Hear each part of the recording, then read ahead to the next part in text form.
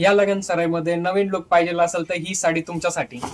Irkal pattern आहे, soft silk fabric आहे, मस्त कॉन्ट्रास्ट मध्ये पदर दिलाय, त्याला जरीवर्कचं काम आहे आणि मस्त टेम्पल बॉर्डर त्याला दिसते.